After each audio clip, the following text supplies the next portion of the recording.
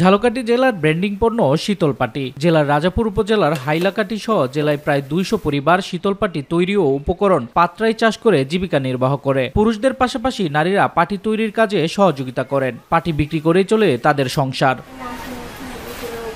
শীতলপাটি দিয়ে তৈরি কিছু পণ্য শহরে শোপিস হিসেবে ব্যবহার করা হলেও গ্রামে মাদুর কিংবা বিছানার চাদরের বিকল্প হিসেবে ব্যবহার করা হয়। নানা প্রতিকূলতার মধ্যে বংশ পরম্পরায় শীতলপাটি তৈরি করে আসছেন ঝালকাঠির পাটিকররা। তো এই পাটির ব্যবসা করি অনেক দিন পর্যন্ত, ছোটকাল অবধি বাপে হইতে করতে করতে আইছি। পাটির পরিশ্রমে যে খরচ হয় তাতে একটা পাটির দাম পড়ে 5,000-7,000, কিন্তু আমরা তাদের বিক্রি করতে না, আমরা 2,000-2,500 আইটেম বিক্রি করি।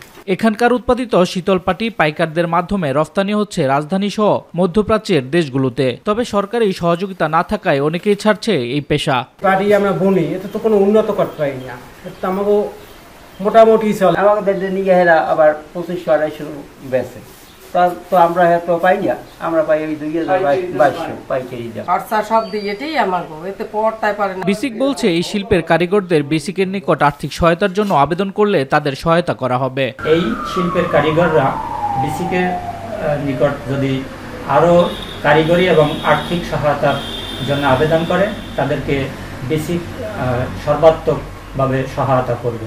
এই শিল্পের সাথে জড়িতদের সহযোগিতা করা গেলে উন্নতির পাশাপাশি দেশের সম্ভাবনাময় শিল্প হিসেবে গড়ে উঠবে শীতলপাটি বলছেন অনেকেই। শামস তাবরিজ উচ্ছ্বাস, মাই টিভি নিউজ ডেস্ক।